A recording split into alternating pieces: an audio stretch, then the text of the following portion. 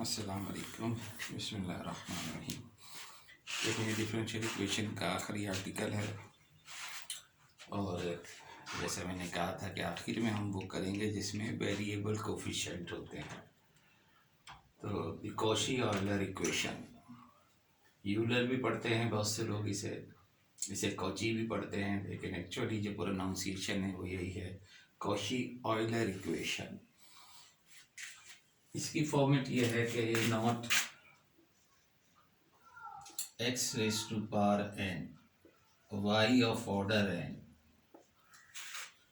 plus a1 x raised to power n minus 1 y of order n minus 1 plus so on a n minus 1 x of x y dash plus a n y is equal to qx। या अगर b की form में लिखो तो a naught x n d n plus a1 x n minus 1 d n minus 1 plus on a n minus 1 x y x d plus a n into y is equal to q x.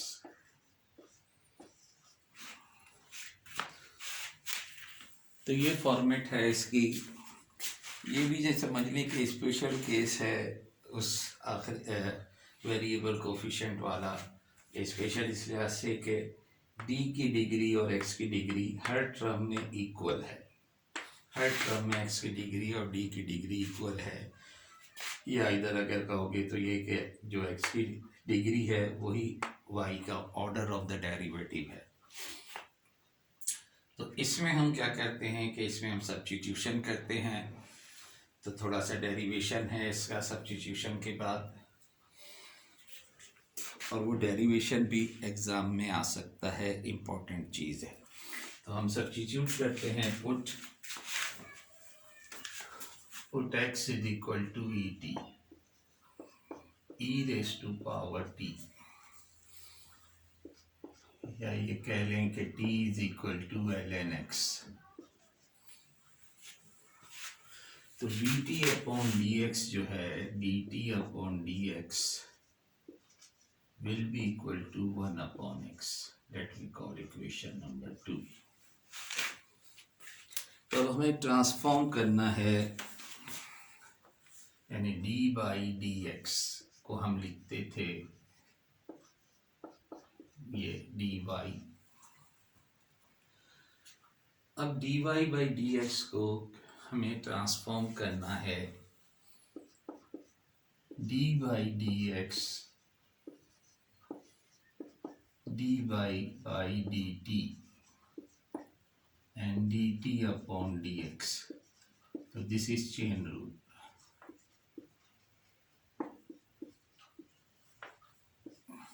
This is chain rule। तो अब dt upon dx आप निकाल चुके हैं 1 upon x। तो हम ये लिख सकते हैं कि t dy by dx will be equal to 1 upon dt upon dx is 1 upon x and dt upon dy को ऐसे ही रहने दो। So this implies x को अगर हम उधर ले जाएं तो x dy by dx या d x y dash will become dy by dt, dy by dt। तो हमने चूंकि dy by dx को रिप्लेस किया है d से, तो यहाँ हम d by dt को, आपकी बुक में भी यही है और बहुत सारी किताबों में आपको डेल्टा से इसे रिप्लेस करते हैं। तो ये जो है आपके पास, therefore x dy by dx या x d into y that will be replaced by delta y. तो ये मैं अलग से लिखता जाता हूँ कि x d is equal to delta. तो दिस इम्प्लाइज कि एक्स डी को हम रिप्लेस करेंगे डेल्टा से.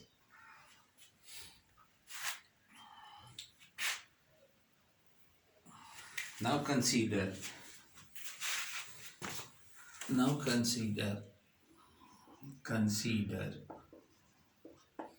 d square y upon dx square, जिसका मतलब है d by dx of dy by dx.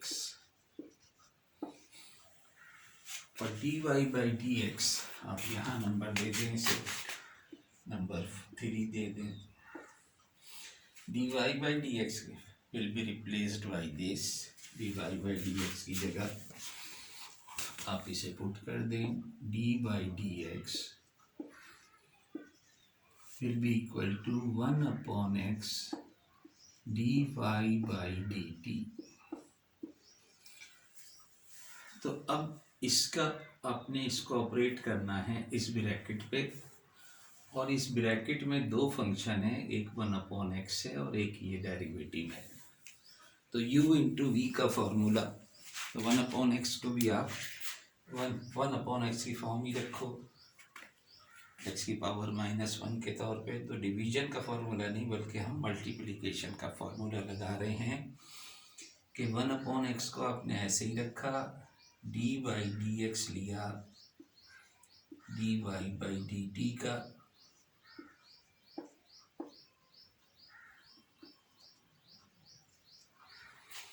Plus d y by d t को ऐसे ही रखा, derivative d by d x of 1 upon x. तो आप देखें कि यहाँ पर अगेन चेन रूल लगेगा, क्योंकि आउटसाइड द ऑपरेटर जो है वो डी बाई डी एक्स है और इनसाइड जो है डी बाई डी टी है. यहाँ डी बाई डी एक्स है और अंदर भी एक्स है, तो ये तो डायरेक्ट डेरिवेटिव हो जाएगा, लेकिन यहाँ चेन रूल लगेगा.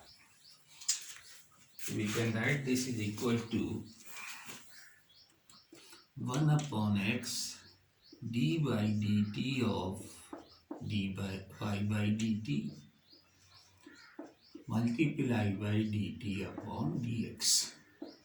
ये चेन रूल हमने यहाँ ऊपर लगाया, तो उसी तरह से ये चेन रूल यहाँ पर आ जाएगा, और ये आपके पास आ जाएगा plus d y by d x -1 upon x square, क्योंकि 1 अपॉन एक्स का derivative -1 upon x square.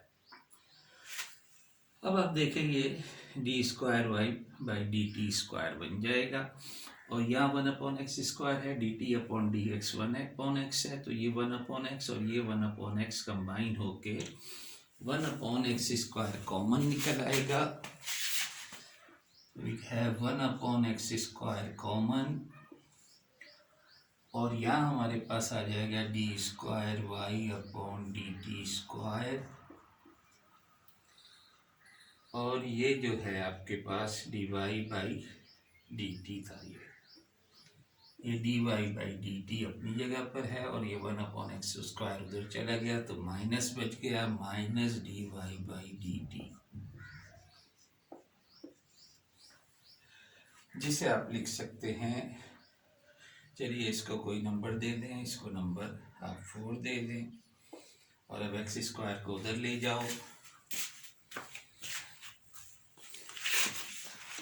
X square से इधर मल्टीप्लाई कर दो, तो आपके पास ये आ जाएगा x square d square y upon d x square, और वहाँ पर आपके पास है d square y by d t square minus d y by d t, और अगर आप डी की फॉर्म में लिखोगे x square d square y will be delta square minus delta, which is delta common ले लो तो डेल्टा -1.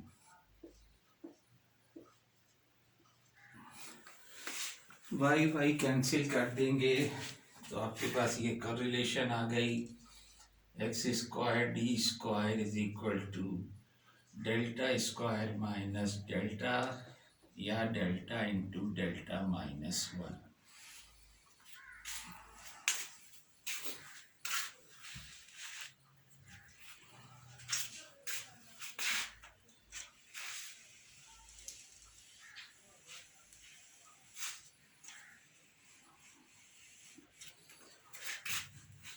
Now consider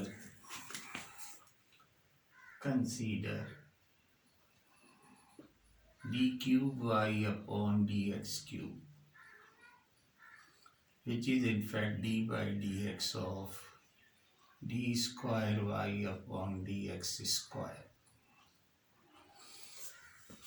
तो ये इक्वेशन नंबर 4 में d square y upon d x square आपके पास वो आ चुका है, तो उसको रिप्लेस कर दें। Write this as d by d x of ये 1 upon x square into d square y upon d t square minus d y by d t, and again you use the formula of u into v, the derivative of u into v। तो 1 upon x square को ऐसे ही रखा, d by d x of this bracket d square y upon d t square minus d y by d t. इसको ऐसे ही रखा, इसका डेरिवेटिव ले लिया, अब इसको ऐसे ही रखो।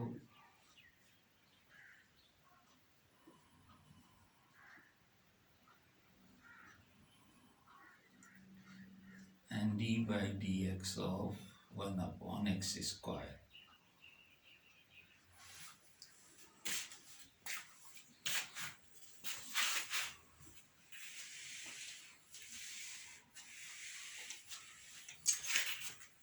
तो यहाँ फिर आप चेन रूल लगा दें, क्योंकि बाहर x है और अंदर जो है t है, तो इसमें फिर चेन रूल लग जाएगा और इसका तो डेरिवेटिव डायरेक्ट आ जाएगा। So this is equal to 1 upon x square d by dt of d square y upon dt square minus dy by dt upon dx। और वो आपके पास plus d square y upon d t square minus d y by d t, और यहाँ पर आ जाएगा आपके पास -2 अपॉन एक्स क्यूब। इसका डेरिवेटिव 1 अपॉन एक्स स्क्वायर का डेरिवेटिव दायरे से ऊपर ले जाओगे तो एक्स की पावर -2 हो जाएगी, डेरिवेटिव लोगे तो -2 एक्स की पावर -3 को फिर हम नीचे ले आए। इसे अगर आप देखें तो again this is 1 upon x, तो ये 1 अपॉन एक्स क्यूब बन जाएगा, और ये 1 अपॉन एक्स क्यूब यहाँ से कॉमन ले लें, तो अगर ये 1 अपॉन एक्स क्यूब आप कॉमन ले लोगे और ये अप्लाई हो जाएगा, तो ये बन जाएगा d cube y upon d t cube minus d square y upon d t square. ये तो यहाँ से आ गया, और यहाँ ये -2 ये आपने कॉमन निकाल दिया है, -2 के साथ मल्टीप्लाई हो जाएगा इससे, तो -2 d square y upon d t square, और ये माइनस माइनस प्लस बन जाएगा। And let me call equation number 4 थी, मेरा ख्याल है 4 हम लिख चुके थे, 5 या 3 लिखी थी शायद हमने, जो भी लिखी हो तो इसे करेक्ट कर लेना, क्योंकि मैंने मिटा दिया है। 4 हो तो 4 लिख दो, 5 है तो 5 सही है। अब इसको भी आप कन्वर्ट कर दें कैपिटल डी की फॉर्म में, यानी कि अभी आपके पास रिजल्ट जो है वो this implies d cube y is equal to, या इस क्यूब को यहाँ ले आओ, इस तरफ ले आओ, x cube d cube y is equal to delta cube -3 delta square हो जाएगा और प्लस का 2 डेल्टा इंटू वाई। तो डेल्टा कॉमन ले लो यहाँ से, तो delta square -3 delta plus 2y, और यहाँ भी आप x cube d cube will be equal to delta, और यहाँ फिर आप फैक्टर बना लोगे तो डेल्टा -1 एंड डेल्टा -2, तो ये फैक्टर आ गए। तो आप देखें दो रिलेशन पहले लिखी हुई हैं जो यहाँ पर, इसको अगर आप देखें क्योंकि 3 दफ़ा कम से कम होने चाहिए। अब आप इसे जनरलाइज कर सकते हैं कि एक्स डी की जगह डेल्टा है तो एक्स स्क्वायर डी स्क्वायर की जगह पे डेल्टा इंटू डेल्टा -1 है, और एक्स क्यूब डी क्यूब की जगह डेल्टा डेल्टा -1 डेल्टा -2। सिमिलरली करके अब आप लिख सकते हैं। अब आपको मज़ीद इसको जनरेट करने की ज़रूरत नहीं है, सिमिलरली करके लिख लें आप। x4d4 क्या होगा, कि delta into delta -1 delta -2 delta -3। तो आप देखें जो यहाँ पर पावर है 4, उससे एक लेस माइनस हो रहा है। तो अगर यहाँ n होगा तो यहाँ -n-1 ब्रैकेट में होगा, क्योंकि इससे एक कम है ये 3। तो अगर यहाँ n है तो सिमिलरली करके हम लिख लें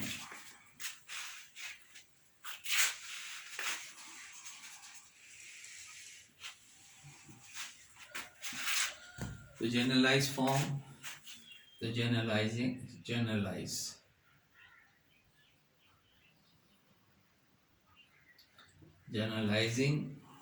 we can write xn dn is equal to delta delta -1 delta -2 and so on, delta minus of n-1।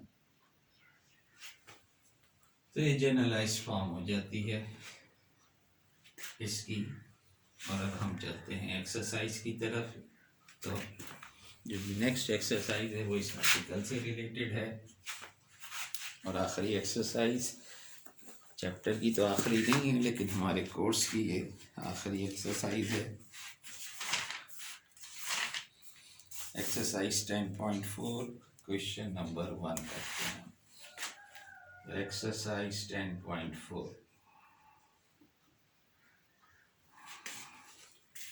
Question number 1, x square d square y upon d x square 7x dy by dx plus 5y is equal to x की power 5।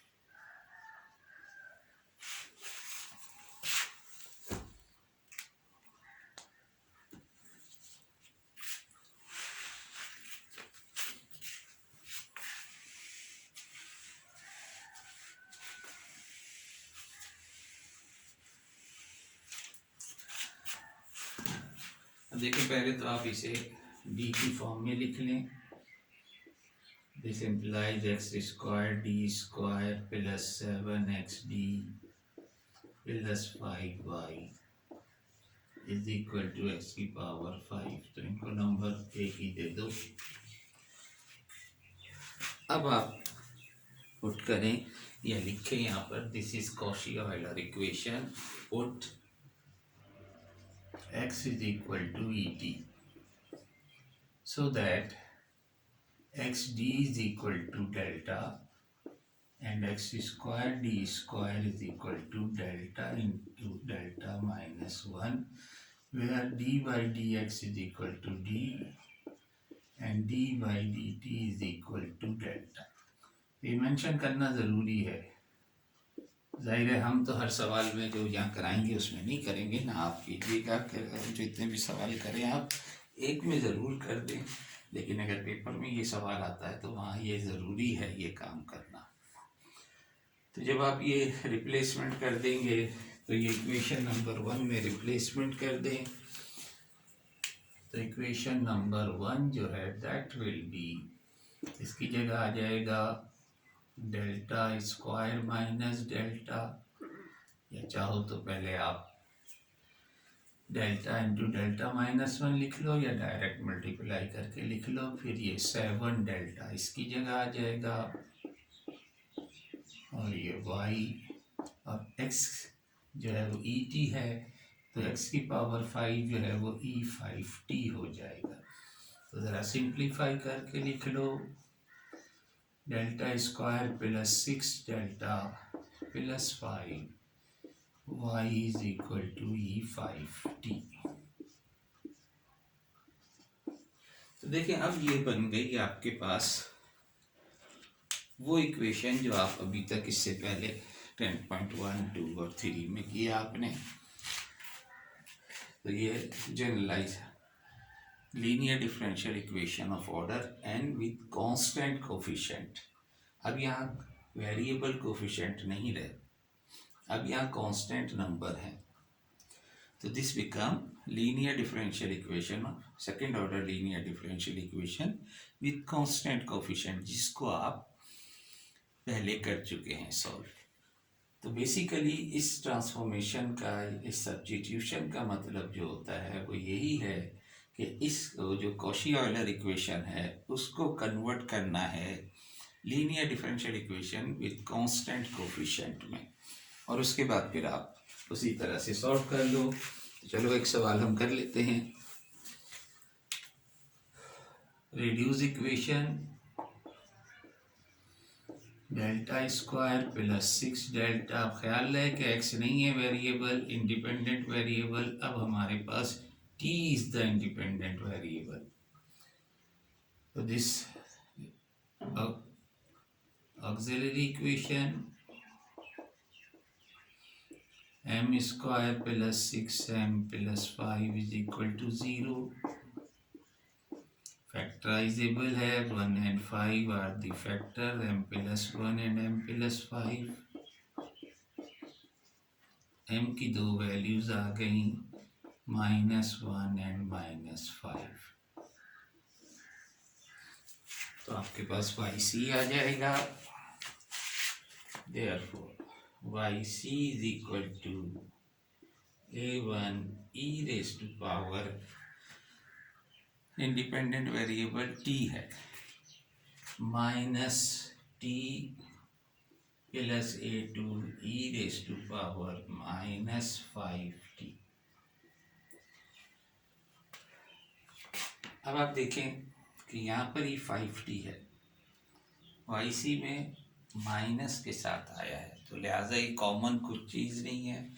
अब यहाँ आप exponential function है, आसान यही है कि जो आपने टेक्निक एक्सपोनेंशियल फंक्शन वाली यूज़ की है वो कर लो। तो let y p is equal to 1 upon delta square plus 6 delta plus 5 and e raised to power 5t. So here b is 5, fd, f delta आपके पास है तो उसमें आप डेल्टा की जगह पे b पुट कर दो, यानी डेल्टा की जगह पे 5 पुट कर दो। तो 25 plus 30 plus 5 is equal to 60, not equal to 0। 0 नहीं है तो आपके पास डायरेक्ट yp आ गया, 1 upon 60 e raise to power 5t। yc आपके पास पहले आया हुआ है, yp आपके पास आ गया, therefore y is equal to a1 e raise to power minus t plus a2 e raise to power -5t and plus e5t upon 60। तो ये आपके पास जनरल सॉल्यूशन आ गया इन टर्म ऑफ t। लेकिन चूंकि असल सवाल हमारा एक्स में था, लिहाजा इसे वापस एक्स में कन्वर्ट कर दो। तो we'll have y is equal to a1 1 upon x, x की पावर -1 प्लस a2 x की पावर -5 प्लस x की पावर 5 अपॉन 60। अब चाहें तो नेगेटिव पावर को 1 अपॉन करके लिख लो, otherwise this will be your general solution. तो इस तरह से हमने जो हमारे पास कॉशी-ऑयलर इक्वेशन थी कन्वर्ट की जनरलाइज फॉर्म में, कन्वर्ट की in term of linear differential equation की फॉर्म में, और फिर लीनियर डिफरेंशियल इक्वेशन के मेथड जो थे उससे हमने इसे सॉल्व किया, और जब सॉल्यूशन आ गया तो इसे वापस हमने कन्वर्ट कर दिया इन टर्म ऑफ एक्स। तो एक सवाल और देख लेते हैं, उसके बाद डिफरेंशियल इक्वेशन को खुद हाफिज कहेंगे और फिर हम डेरिवेटिव में जाएंगे। तो डेरिवेटिव में अभी सेकंड चैप्टर में मैं चलता हूँ, फिर अभी बताते हैं आपको।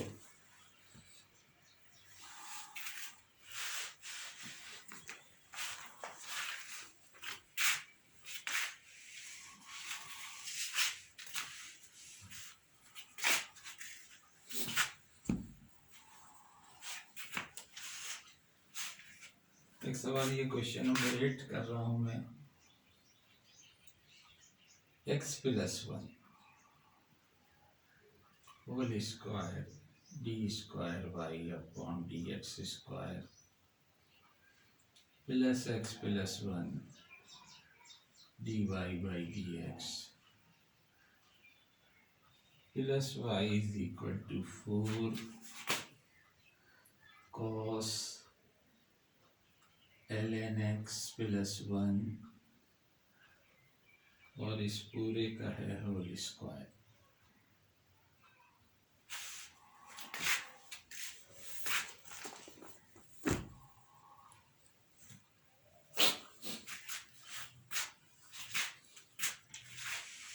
पहले तो इसे डी में फॉर्म में लिख लो।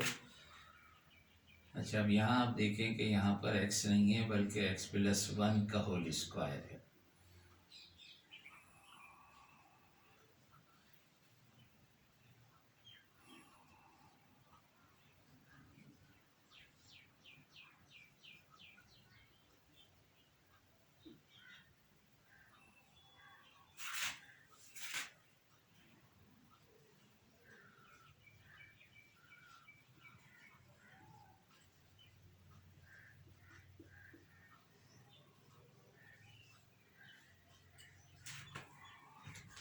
तो सबसे पहले तो आप ये करो,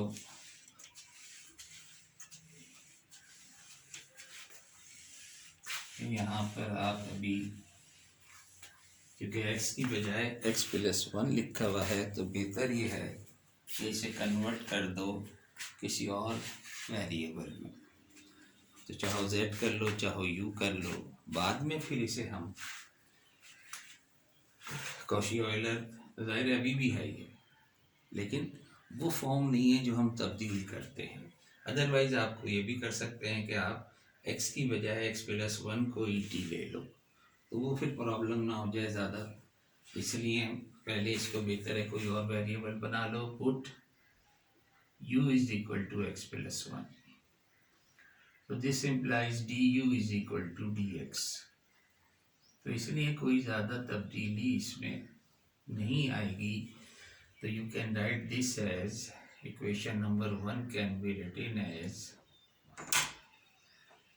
x plus 1 whole square d by du square plus constant तो नहीं है, x प्लस 1 की जगह u आ जाएगा ना, x प्लस 1 की जगह कितना